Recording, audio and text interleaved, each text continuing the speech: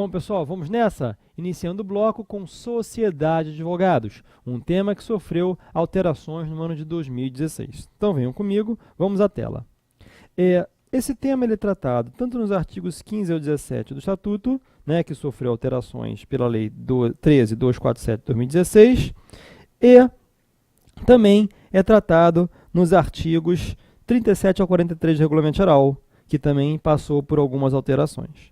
Beleza? Olha só, os pontos que nós vamos verificar. Vejam só uma coisa. Gente, antes de começar a falar sobre isso, vamos recordar aqui as maneiras de se desenvolver a advocacia. Nós conhecemos, na atualidade, várias formas de se desempenhar a advocacia, várias espécies de advogado. Nós conhecemos como a forma mais antiga de se desempenhar a profissão, aquela figura clássica do advogado, profissional, liberal, autônomo, aquele que atende seus clientes sozinhos de forma avulsa, né? Só que quando esse advogado que trabalha sozinho começa a ter muitos clientes, né, consequentemente muitas causas, ele não vai dar conta do recado sozinho. Então surge a necessidade de ele se associar a outro ou a outros advogados, montando uma sociedade de advogados. Então agora surge a figura do advogado sócio, não é? Bom, tradicionalmente a gente conhece aquele advogado sócio de uma sociedade plurissubjetiva, né? Plurissubjetiva. Só que, a partir do ano passado, se autorizou a sociedade olha só, plurissubjetiva é aquela normal. Agora, a unissubjetiva, né, é aquela que o advogado é sócio dele mesmo. Por quê, gente? Tem muitas pessoas que gostam de trabalhar sozinhas, né? Tem muitas pessoas que gostam. Então, só que o advogado, quando trabalha sozinho, ele tem que emitir nota fiscal como pessoa física. E ele paga muito imposto por isso, 27,5%. Já quando você tem uma sociedade, só paga 6%, que aí entra no Simples Nacional. Então, os advogados ou não iam emitir nota fiscal, porque muitos, né, não queriam pagar tanto imposto, né, que é errado, mas eles faziam, ou se viam obrigados a chamar alguém para botar na sociedade, para pagar menos imposto. Mas agora se permitiu que ele consiga montar uma pessoa jurídica com ele mesmo. Tá legal? Maravilha. Agora, vejam aqui uma coisa. A nossa profissão também pode ser desempenhada nas carreiras da advocacia pública. Então, nós temos o advogado público, que para a sua prova da OAB tem que ter a carteira da OAB. Não me interessa como é que é na prática. Para a sua prova, AGU, Procurador do Estado, do município, Defensor Público, todos têm que ter a carteira da OAB. Porque o artigo 9º do Regulamento Geral exige, inclusive dizendo que eles podem ser conselheiros da OAB, presidente da OAB. Aí a nossa profissão ela passou a ser proletarizada nos últimos anos, surgindo a figura do advogado empregado, que a gente vai explicar daqui a pouquinho. E ainda temos a figura do advogado associado, tratado nos artigos 39 e 40 do Regulamento Geral. Gente, o advogado associado, ele não é sócio porque não consta no contrato social como tal. E não é empregado porque não preenche todos os requisitos caracterizadores do vínculo empregatício. Então, o que seria o advogado associado, gente? Ele é um parceiro daquele escritório. Imagina aqui uma sociedade de advogados que só faz advocacia civil e tem 3 sócios e 5 empregados, 5 advogados empregados. Mas tem clientes com problemas da área criminal. Gente, esse escritório pode ganhar um dinheiro com esses clientes, indicando essas causas para um advogado associado. Tem que ser feito um contrato registrado na OAB, um contrato de prestação de serviços, onde inclusive vai ficar o percentual de quanto vai para a sociedade e de quanto vai para aquele advogado associado. Veja que ele não é empregado. Ele pode trabalhar na casa dele, pode trabalhar, enfim, no escritório dele, ou então, quem sabe, até usar uma salinha desse escritório, mas sem a obrigação de todo dia, porque ele não tem vínculo empregatício. Tá legal? Muito bem. Agora, olha lá. Qual a natureza jurídica de uma sociedade de advogados? Ela é uma sociedade simples, de prestação de serviço de advocacia.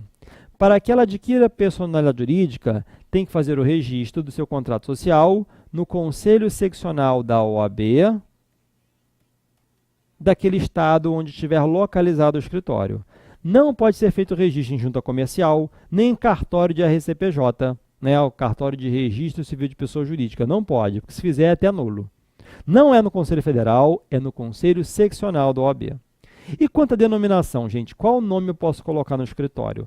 Muito bem, a regra é a seguinte, tem que ter o nome, ou o prenome ou sobrenome, né, de pelo menos um advogado da sociedade. Lembrando que, obviamente, só advogados podem ser sócios, e uma expressão que indique a finalidade. Então, poderia ser Machado, Sobral, Tonassi e Silva, advogados associados. Né? Escritório de advocacia, Paulo Machado. Agora, vejam só o seguinte. Se o sócio que dá nome ao escritório, vamos lá, Silva e Tício Advogados. Tício morre. Pode deixar o nome dele? Só se houver previsão contratual. Vamos imaginar outro. Paulo Machado e Cristiano Sobral, advogados associados. Que pode ser, esses associados não quer dizer que obrigatoriamente tem advogados associados ao escritório, não é isso, tá? É porque para a língua portuguesa, sócio e associado é a mesma coisa. Tecnicamente é que nós vimos que são diferentes, né? Mas eu posso botar Paulo Machado e Cristiano Sobral, advogados associados. Aí eu sou eleito prefeito. E Cristiano Sobral passa no concurso para a magistratura. Ele é juiz agora. Gente, como eu passei a desempenhar uma atividade compatível em caráter temporário, eu vou pedir uma licença da OAB, mas o meu nome pode continuar.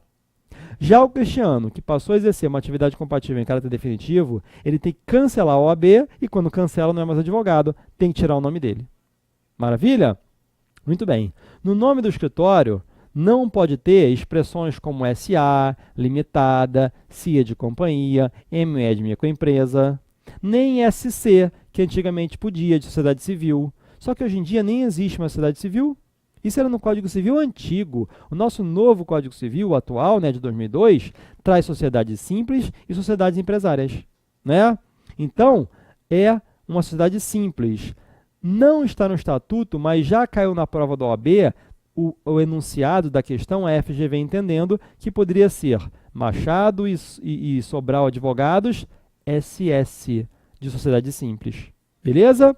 Muito bem. E se esse meu nome, Machado e Sobral advogados, Machado, e Sobral advogados, pode ter esse E? Pode, gente. O provimento 112 de 2006 do Conselho Federal da OAB permite. Não está no estatuto, razão pela qual eu acho que não vai cair. Mas antes da banca da FGV, caía mesmo sem constar no edital. Tá bom? Muito bem, gente. Não pode ter nome fantasia na denominação. Então, não pode ter, por exemplo, lá, Justa Causa Advogados, Invictus Advogados, Melhores do Brasil, não pode ter também, tá? Não pode ter nome fantasia, não. Outras considerações sobre sociedade de advogados, meu povo. Vamos imaginar aqui uma sociedade de advogados que tenha 5 advogados trabalhando lá, 5 sócios. Quando o cliente procura esse escritório, na hora de passar a procuração não pode ser passada para a pessoa jurídica. E também os poderes não podem ser passados de forma coletiva. Imagina, outorgo poderes para todos os advogados que trabalham lá com Paulo Machado. Também não é por aí. Não pode. Ou seja, os poderes da procuração devem ser passados de maneira individual. Ou seja, tem que ter na procuração os nomes dos advogados que vão trabalhar. Pode ser nome de 1, de 2, de 3, de 4, de 5, de 100, de 200. Tá legal? Agora, olha só aqui uma coisa. Presta mais atenção. Vamos supor, então, que foi contratado nesses termos. Perfeito? Agora, quantos advogados sobraram? 2. Não pode vir o réu e ficar com o que sobrou. Isso não pode acontecer, gente, porque o mesmo escritório não pode patrocinar cliente com interesses opostos. Uma mesma sociedade de advogados não pode patrocinar clientes com interesses opostos. Beleza? É isso aí. Depois,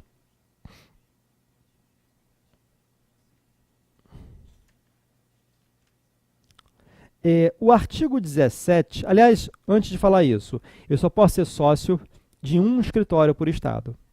Bom, se lembram quando a gente estava falando de sociedade unipessoal, né, unissubjetiva, tanto faz, tá? Unipessoal, unissubjetiva ou então sociedade individual, tanto faz. Mas se eu quiser montar, o único nome que eu posso colocar é o seguinte: Paulo Machado ou Machado, mas obrigatoriamente seguido da expressão sociedade individual de advocacia. Não pode ser Paulo Machado, sociedade unipessoal, não pode ser Paulo Machado, sociedade unissubjetiva, não pode, tá? Paulo Machado ou só Machado, tanto faz, mas depois tem que ter obrigatoriamente sociedade individual de advocacia. É assim que se coloca. E eu só posso ser sócio, gente, de uma sociedade por estado, seja unipessoal, seja pluripessoal, só posso ser uma por estado. E se eu quiser abrir uma filial, aliás, eu posso abrir filial da minha sociedade unissubjetiva também. Vamos supor, eu constituo uma sociedade aqui no Rio de Janeiro, uma sociedade unipessoal. Eu posso abrir uma filial em São Paulo. Posso, mas aí, quando eu instalo uma filial, gente, de sociedade individual ou de sociedade plurissubjetiva, tanto faz, eu só posso ter uma por estado. Uma sede, na outra uma filial. No mesmo estado eu não posso ter mais de uma sociedade registrada na OAB. Beleza? É isso aí. E para fechar esse tema, vejam o que consta no artigo 17. E é sempre bom lembrar, pessoal, que o Código de Ética se aplica aos advogados, à sociedade de advogados e aos estagiários. Tá legal? Claro, vai se aplicar à sociedade de advogados no que couber. Bom, o artigo 17 do Estatuto diz o seguinte: isso aqui é quando um cliente sofre um prejuízo, tá?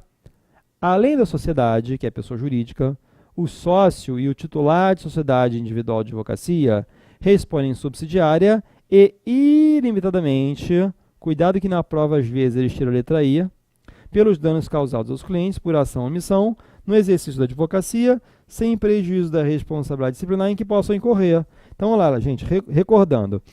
Se o cliente sofrer um prejuízo, ele vai processar a sociedade de advogados. Se a pessoa jurídica não tiver dinheiro, os sócios de modo subsidiário vão ser responsáveis. Ou, naquele caso, a sociedade unipessoal, o próprio titular. Ilimitadamente é porque até seus bens pessoais poderão responder por isso.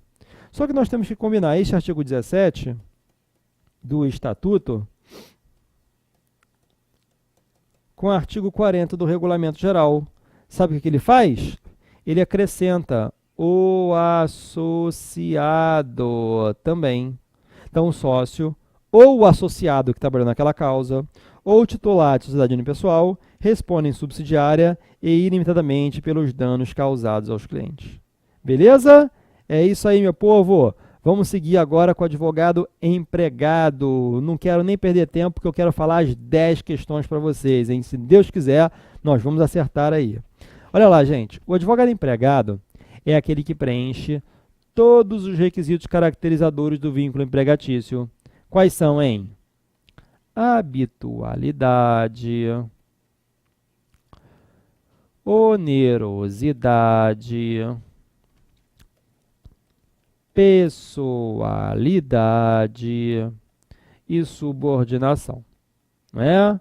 Muito bem, gente. Só que o artigo 18 do Estatuto vai nos dizer que a relação de emprego na qualidade de advogado não retira a isenção técnica, nem reduz a independência profissional e a independência de advocacia. Ou seja, não é porque eu sou advogado empregado que eu sou obrigado a seguir as ordens do meu patrão quanto à condução daquele processo. Não, eu como advogado, mesmo empregado, eu tenho que trabalhar com isenção e independência técnicas. Não é o patrão que vai dizer qual o tipo de ação que eu vou entrar, qual o prazo que eu vou apresentar o recurso. Não, eu trabalho da maneira como eu achar melhor. Só que na prática não é assim, né, gente? Vai dizer um não para o seu chefe, vai arrumar um problema, mas na prova da OAB marca assim, tá? Depois, parágrafo único. Vai nos dizer que o advogado empregado não é obrigado a atender os interesses pessoais do empregador. Claro, não é porque sou advogado empregado de supermercado que eu vou ter que fazer de graça o inventário de divórcio do patrão. Eu até posso fazer, mas vou cobrar mais por fora. Na prática, o povo faz para puxar um saco do chefe, né? Mas, enfim, na prova, marca e letra da lei, né? Artigo 19. O salário mínimo profissional do advogado será fixado, gente, nunca por lei. O salário mínimo do advogado empregado ou é fixado por sentença normativa ou em acordo ou convenção coletiva de trabalho. Nenhuma dessas maneiras, mas nunca por lei. Presta atenção. E o advogado, gente? Em regra, o advogado empregado vai trabalhar 4 horas por dia ou 20 horas por semana, a não ser que haja convenção, acordo ou convenção coletiva de trabalho, ou em caso de dedicação exclusiva. Gente, se houver dedicação exclusiva, o artigo 12 do Regulamento Geral diz que passa a ser de 8 horas por dia. Gente, e a hora extra do advogado? Quando ele trabalha mais de 4 horas por dia, ou mais de 20 horas por semana, ou se houver dedicação exclusiva, que aliás é firmada no próprio contrato individual de trabalho, se trabalhar mais de 8 horas por dia, gente, a hora extra do advogado é de 100% ou mais, não pode ser menos. E se o advogado trabalhar à noite? O adicional noturno do advogado é quando ele trabalha das 20 horas às 5 da manhã. Cuidado que é diferente de outros trabalhadores. Quando o advogado empregado trabalha das 20 horas de um dia às 5 da manhã, o adicional é de 25%. Beleza? Depois, vem para cá para fechar o artigo 21. Esse eu vou ler e vou comentar com vocês. Nas causas em que for parte o empregador ou pessoa por este representada, os honorários de sucumbência são devidos aos advogados empregados. Agora, olha o parágrafo único. Os honorários de sucumbência percebidos pelo advogado empregado e sociedade de advogados são partilhados entre ele e a empregadora na forma estabelecida em acordo. O que é isso, minha gente? No primeiro caso, ele é advogado empregado de uma empresa. No parágrafo único, ele é advogado empregado de um escritório. Muito bem, deixa eu desenhar, porque desenhar fica melhor. Fica para a gente entender. No artigo 21, caput, imaginem uma empresa com seus advogados e empregados. E no caso de baixo, uma sociedade de advogados que também tem advogados e empregados. Gente, os honorários sucumbenciais, que a gente vai estudar daqui a pouquinho, são honorários pagos pela parte vencida, pela parte sucumbente, pela parte perdedora de um processo, ao advogado da parte que ganhou. No caso de cima, os donos da empresa são os empresários, não são advogados. Então, os honorários sucumbenciais são divididos entre os advogados empregados daquela empresa. Agora, no caso de baixo, os honorários sucumbenciais podem ser partilhados entre os empregadores e os empregados. Por quê? Porque aqui no caso de baixo, os donos são advogados, pessoal. E honorários sucumbenciais são honorários pagos pela parte vencida ao advogado da parte vencedora. Agora, olha só, gente. Foi proposta uma ação direta de inconstitucionalidade, que é a 1194-4, e o STF entendeu que o seguinte, olha só, isso aqui é direito disponível, deixa eles combinarem da maneira como ele achar melhor. Então, no caso de cima, de repente até poderia ir para o empresário. Ou seja, resumindo, gente, hoje em dia faz o que quiser, como for combinado. Inclusive, tem a sugestão do artigo 14 do Regulamento Geral, que diz o seguinte, esse dinheiro pode ir para um fundo especial e esse dinheiro vai ser usado em prol dos advogados empregados. Eles vão deixar uma poupança e vai comprar computador para eles, biblioteca atualizada, pagar a anuidade deles, pagar pós, mestrado, doutorado. Pode ser que eles combinem assim. É direito disponível, gente, dinheiro. Então, eles podem fazer da maneira como eles acharem melhor. Beleza? É isso aí. Bom, vamos ao tema, então, honorários advocatícios, tratado nos artigos 22 a 26 do Estatuto e também no Código de Ética. Só que eu vou deixar o nosso último bloco para falar especificamente do novo Código de Ética. Então, pode ser não, nós vamos voltar a mostrar os detalhes de lá aqui para vocês na nossa aula. Ainda hoje, claro, que é a nossa segunda e última aula, né? Bom, vem para cá, gente. O Estatuto ele prevê 3 tipos de honorários. Lá no seu artigo 22. Pactuados ou convencionados, os arbitrados judicialmente e sucumbenciais. O primeiro tipo, como o próprio nome já diz, o advogado e o cliente, eles pactuam, eles contratam, eles convencionam, eles acordam, eles combinam um valor. Então, esse valor é a principal característica desse tipo de honorários, é o valor combinado, que pode ser feito de forma verbal ou por escrito, sendo que o Código de Ética recomenda que seja feito por escrito, gente, porque verbal é muito fraco, se precisar cobrar na justiça, né? Bom, quando não tem combinação nenhuma, o juiz acaba podendo arbitrar. Normalmente aquele caso do seu amigo de infância, né, que você começa a advogar para ele, aí você perde a causa e perde o amigo. Aí não quer te pagar, você pede ao juiz que arbitre. Mas esse segundo tipo de honorários, qual seja arbitrado judicialmente, eles são muito mais comuns de se visualizar quando naquele estado não tem defensoria pública ou tem, mas está em greve. E aí a OAB vai começar a indicar advogados para atuarem em assistência jurídica. Vejam vocês que o advogado não vai trabalhar de graça. Ao final, o juiz vai arbitrar quanto o Estado tem que pagar aquele advogado. Tá certo que vai demorar uns 40 anos para receber, mas que tem direito, tem. Né? É por precatório que você recebe. E os honorários sucumbenciais, nós acabamos de comentar, são aqueles pagos pela parte vencida ao advogado da parte vencedora. Bom, o pacto ou cláusula quota lit, ele é tratado lá no artigo 50 do novo Código de Ética e Disciplina, e a participação do advogado em bens do cliente. Só tem validade se feito por escrito, e os honorários são sempre representados em dinheiro, pecúnia. É claro que o advogado não pode ganhar mais do que o cliente com aquela causa. Para trabalhar no JEC, o advogado cobra a fazenda dele de 1 milhão lá, não tem nada a ver. Ele vai fazer um contrato, valor da causa, R$ 5.000. Cláusula quota lit, os R$ 5.000 poderão ser pagos com uma motocicleta, e aí especifica um bem que o cliente tem. Vejam que ele foi representado em dinheiro e foi feito por escrito. Embora o pagamento seja com bem, a representação é sempre em dinheiro. Na cláusula quota lit é que se coloca que poderão os R$ 5.000 serem pagos com uma motocicleta. Tá bom? Forma judicial de cobrança. Sempre que eu precisar cobrar honorários do meu cliente, eu tenho que sair da causa, renunciar e contratar um advogado para fazer isso. É antiético eu cobrar honorários do meu cliente em causa própria. Os atos não vão ser nulos não, mas é uma infração disciplinar. Tá? Agora, gente, quando eu contrato de forma escrita, por escrito, mediante um contrato de honorários, o artigo 24 do Estatuto diz que é um título executivo extrajudicial. Vejam só, é uma execução por quantia certa. Se eu cobrar de forma verbal, para cobrar é mais difícil, porque tem que ser uma ação de conhecimento, né? Uma ação de cobrança, que realmente é muito mais complicado. Né? Por isso a necessidade de se fazer sempre por escrito.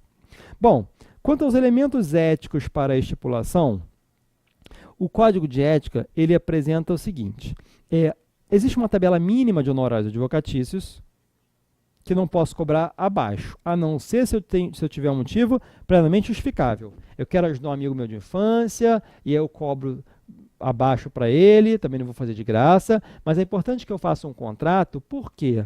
Porque se um dia a OAB descobrir, eu vou mostrar os outros contratos de outros clientes, dizer que eu sempre cobro acima, excepcionalmente eu cobrei abaixo. Tá?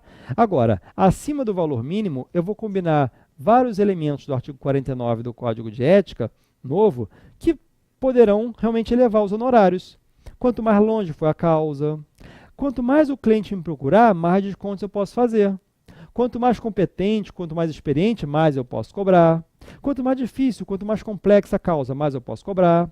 Quanto maior o valor da causa, quanto mais rico for o cliente, mais eu posso cobrar. Quanto melhor for o proveito resultante para ele do meu trabalho, mais eu posso cobrar. Como num caso que eu trabalhei, de uma mulher acusada de mandar matar o marido, que era um milionário. Gente, olha só, se eu conseguisse a absolvição dela no crime, ela teria direito a metade dos milhões. E se ela fosse condenada? Perderia tudo, não tinha direito a parte dela nenhuma. Então eu cobrei dela proporcionalmente ao quanto ela poderia ganhar se eu ganhasse a causa lá para ela. Vejam como é que é a situação. Eu posso variar meus honorários também de acordo com a cara do cliente. É isso aí, quanto mais rico for o cliente, mais eu posso cobrar. Não é antiético, eles botam isso de propósito. Eu posso cobrar mais de um rico, sim. A mesma causa, eu posso cobrar mais. Tá? Muito bem, gente. E a prescrição?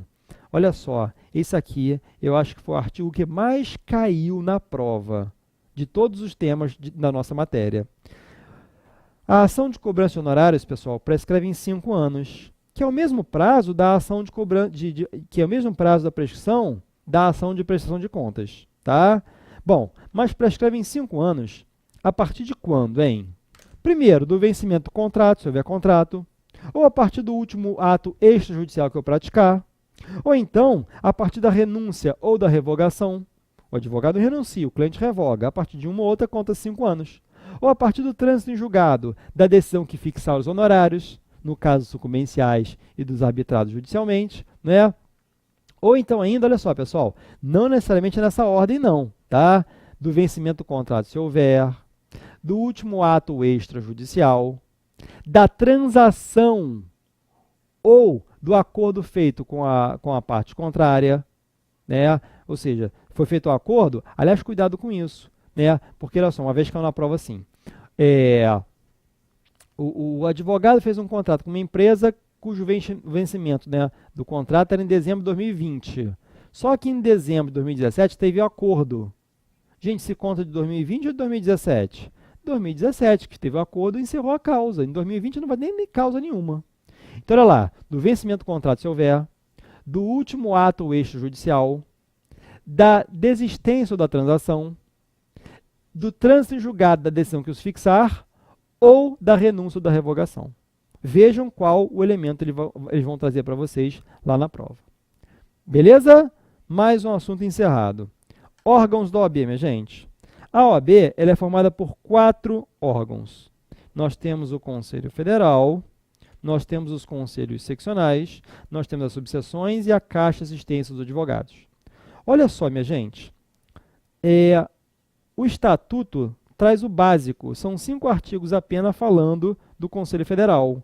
Agora, olha o tanto de artigos que nós temos aqui no Regulamento Geral, 40 e poucos. É claro que o Regulamento Geral, ele repete o que está no Estatuto, mas depois, nos outros artigos, ele se aprofunda mais naquele tema. Então, quando eu digo para vocês que se eu não acertar 10 questões, eu vou acertar 9, é porque uma questão é essa absurda assim, ó. O Conselho Federal da OAB tem primeira Câmara, segunda Câmara, terceira Câmara, órgão especial, órgão pleno, tem 3 delegações de cada estado, ou seja, são 27 delegações, mais os ex-presidentes, tem o presidente, vice-presidente, secretário-geral adjunto, tem o tesoureiro. Minha gente, cada um desses órgãos ou departamentos tem 10, 15 competências diferentes. Imagina eles perguntarem, a quem compete decidir recursos sobre orçamentos e contas? Eu sei que é a terceira Câmara do Conselho Federal. Eu só sei disso porque eu dou aula dessa matéria há 15 anos e já escrevi 11 livros sobre isso.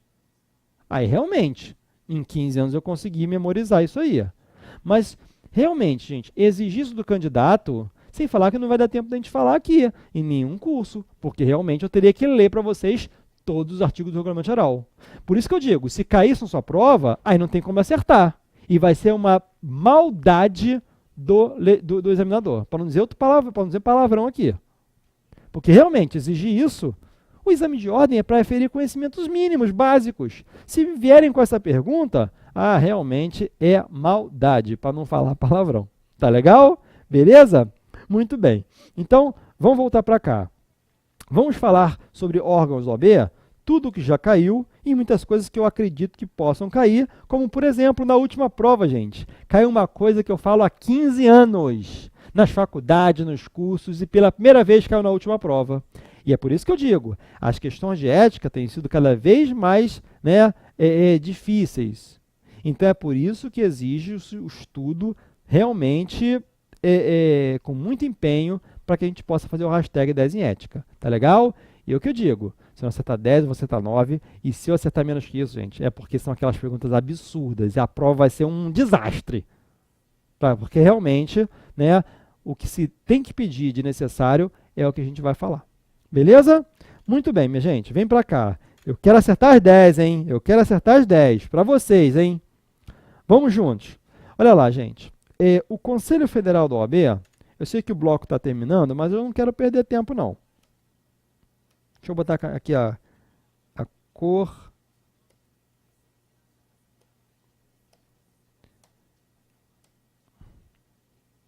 Muito bem, gente. O Conselho Federal, ele é o órgão supremo da OAB.